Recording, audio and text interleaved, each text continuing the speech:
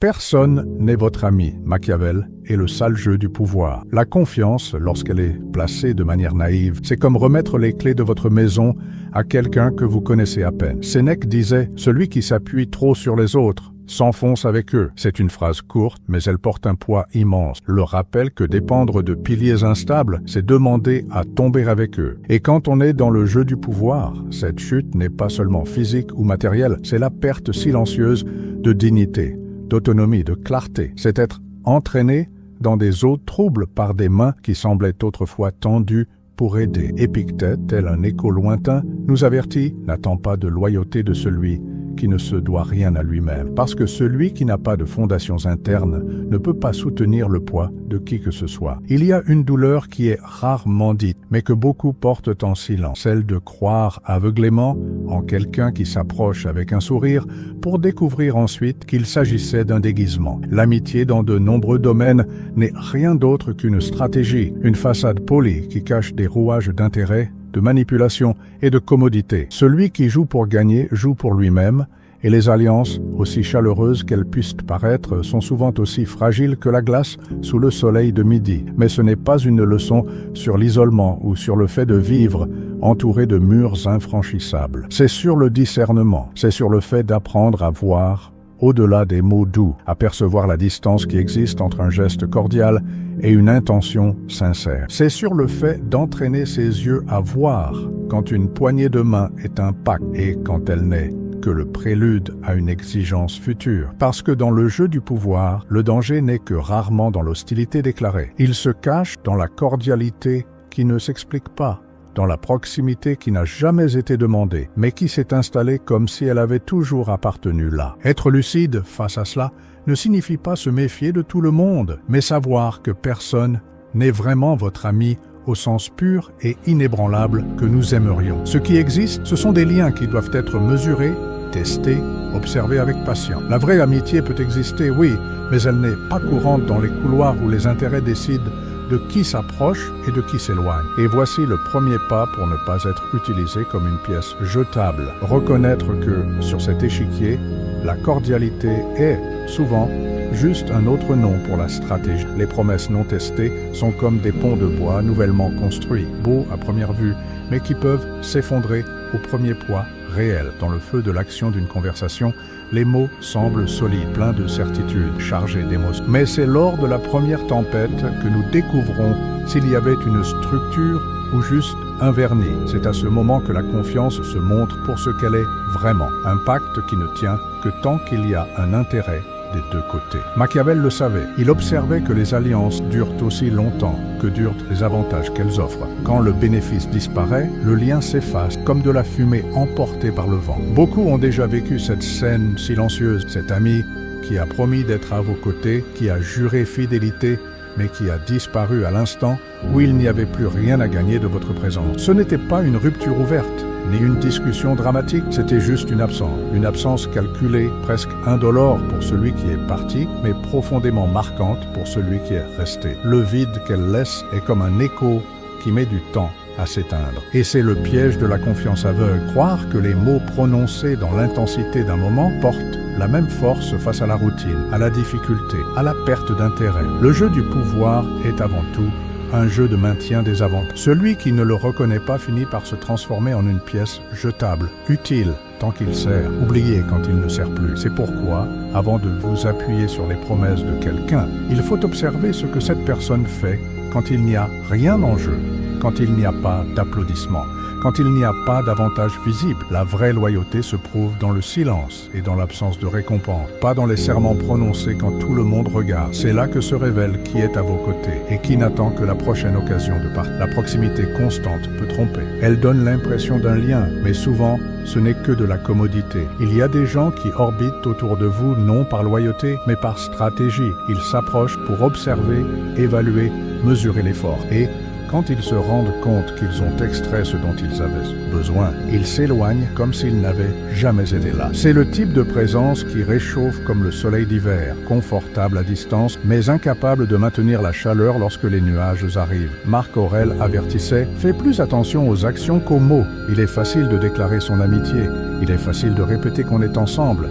Il est facile de se montrer lors des fêtes. Il est difficile de maintenir le même regard, la même posture, la même présence lorsque le décor change. Et c'est précisément là que la distinction entre proximité et loyauté devient évidente. L'une est un décor, l'autre est une racine. Imaginez une ombre qui marche à vos côtés tant que le jour est clair. Elle semble fidèle, inséparable, une extension de votre propre corps. Mais il suffit que le ciel se couvre pour qu'elle disparaisse, sans bruit, sans avertissement. Il en va de même pour ceux dont la présence dépend de la lumière que vous émanez. Ils ne marchent pas avec vous, ils marchent avec le reflet de ce que vous représentez à ce moment-là. C'est pourquoi confondre la fréquence avec la confiance, c'est ouvrir des brèches pour des déceptions silencieuses. Le vrai allié ne se mesure pas au nombre de fois qu'il est présent, mais à la profondeur de la raison qui le maintient à vos côtés. Et cette raison, lorsqu'elle est authentique, résiste à tout changement de climat. Il y a un abîme subtil entre le soutien réciproque et la dépendance. Le premier renforce, se développe et crée des alliances solides. Le second corrode silencieusement, rendant l'une des parties l'otage de la bonne volonté de l'autre. C'est dans cette différence que l'on décide qui maintient le pouvoir de négociation et qui s'abandonne comme une pièce facilement jetable. Machiavel savait que, dans le jeu des forces, trop dépendre, c'est comme remettre les clés de son propre château à un visiteur. Tôt ou tard, il se rendra compte qu'il peut entrer et sortir sans demander la permission. Les relations de besoin mutuel ne sont pas froides ni calculatrices, elles sont simplement équilibré. C'est comme un pont soutenu par deux côtés. Si l'un d'eux s'effondre, toute la structure tombe. Mais quand le poids est partagé, il reste ferme, même sous les tempêtes. Ainsi, tout lien sain est un pacte implicite de contribution. Il ne s'agit pas de mesurer constamment qui donne plus ou moins, mais d'être conscient que le flux doit être vivant, dynamique et juste. Cependant, quand un côté offre toujours, sans recevoir dans la même mesure, un déséquilibre invisible s'installe qui mine l'autonomie. Et l'autonomie dans le domaine du pouvoir est la muraille la plus importante que l'on puisse avoir. Perdre cette autonomie, c'est renoncer à la capacité de dire non quand le oui n'est plus avantageux. C'est se transformer peu à peu de partenaire en sujet. Le secret est de cultiver des relations où l'intérêt mutuel est clair, où chaque geste, chaque soutien et chaque silence ont de la valeur pour les deux. Parce que quand le gain n'est que d'un seul côté, l'alliance cesse d'être une alliance et devient une dépendance déguisée. Et la dépendance, inévitablement, mène à la perte de voix dans son propre destin. Dans les territoires hostiles, chaque mot est une porte ouverte. Et ce n'est pas toujours celui qui sourit devant elle qui a l'intention d'entrer avec de bonnes intentions. Le silence sélectif, en ce sens, est plus que de la prudence. C'est une stratégie. Il y a du pouvoir à se taire quand tout le monde s'attend à ce que vous parliez. Il y a de la force à garder un plan jusqu'à ce que le moment exact le rende inévitable. Machiavel observait que celui qui contrôle l'information contrôle le récit, et celui qui contrôle le récit contrôle le jeu. L'histoire se répète à différentes époques et dans différents scénarios. Quelqu'un confie un secret à celui qui semblait être un allié et ce même allié utilise l'information pour négocier ses propres avantages. C'est le même mouvement que le pêcheur qui jette l'appât, non pas pour nourrir mais capturer. La confiance mal placée se transforme en piège et ce qui semblait autrefois être un geste de proximité se révèle être une manœuvre calculée. Le stoïcisme fait écho à cette leçon avec clarté. La maîtrise de soi, c'est ne pas livrer au hasard ce qui est à vous. Marc Aurèle disait que celui qui se retient a plus de pouvoir que celui qui s'expose. C'est comme un lac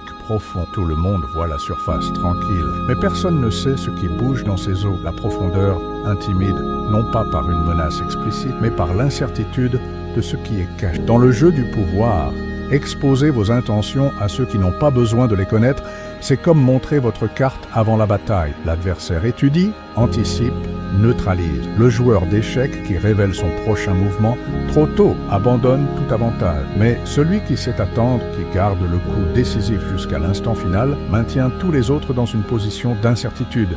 Et c'est dans cet état que le contrôle s'établit vraiment. Le choix de ceux qui restent à vos côtés définit silencieusement le territoire sur lequel vous marchez. Ce n'est pas la quantité de visages autour de vous qui offre la sécurité, mais la qualité et la clarté des liens que vous cultivez. Sénèque avertissait déjà, la sécurité ne naît pas d'une multitude d'alliés, mais de la liberté de n'en avoir besoin que de quelques-uns. Quand vous réduisez le nombre de portes qu'elle quelqu'un vit, vous réduisez aussi les chances d'un Épictète approfondissait cette vision en disant que la vraie préoccupation, pas d'avoir des amis, mais d'être digne de sa propre compagnie. C'est à ce moment que la solitude cesse d'être une menace et devient un pouvoir. Parce que quand votre propre axe est suffisant pour supporter le poids des jours, toute présence qui arrive est un choix, jamais une nécessité. Et quand la présence est un choix, elle est libre de chaînes et de marchandages. Dans le jeu du pouvoir, la confiance est une monnaie rare et, justement pour cette raison, elle doit être investie avec parcimonie. L'erreur la plus courante est de la dépenser en excès, comme si elle était infinie, sans se rendre compte